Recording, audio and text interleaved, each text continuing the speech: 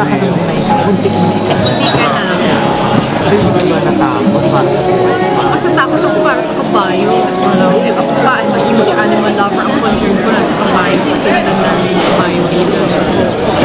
Tapos, ayaw ko masaktan siya.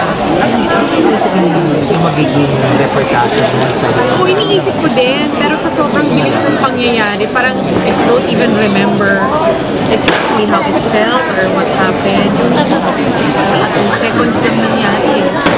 So, yun. But ever since that incident, mas naging careful na kami. Lagi kami nire-remind dito, Ricky, na safety first, safety first. Kung hindi talaga kaya, hindi ko dito.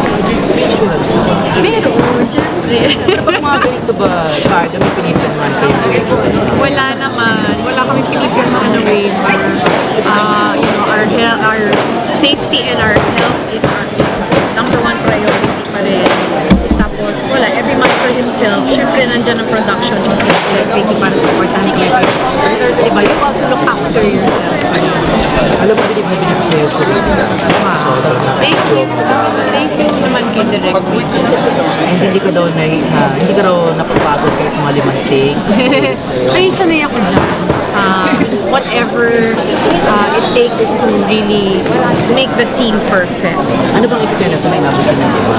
Madami, di lang, di ba? Kabilib sa'yo ng mga tao sa mga speech. Hindi naman. Parang hindi Kahit din. ang mga press kubisado talaga. Eh, basta nandito lang ako para agad na kasunod. Though there will be less time for us to be together, walang problema. Sabi ko naman, nagagawa naman ng paraan yun eh. Kahit everyday ang taping namin pareho, hindi nagsasabay ang schedule.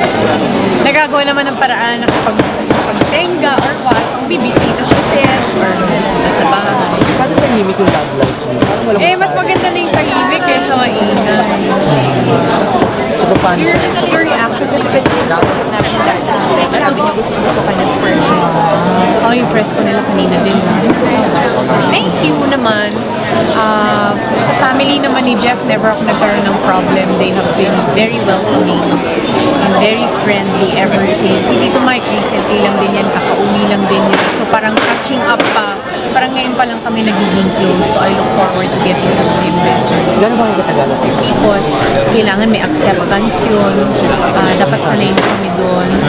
Third, whatever we experience between the two of us, hindi namin dadalhin sa trabaho or kung dalhin mo namin sa trabaho, gamitin namin emotionally sa eksena yung aming personal relationship, we do not mix with our professional. So you don't get jealous anymore? Oo, walang silosan. Hindi naman, parang hindi naman mawawala yung selusan eh. Pero thankfully naman at wala pa akong dahilan para Kasi si Jeff, I remember with your last MNF film, di ba medyo may mga not because naman he was jealous, but because parang feeling niya, hindi niya kakayanin manood. Yung gano'n. Pero hindi na, oo, ganun intensity. Pero hindi naman siya nag-selos.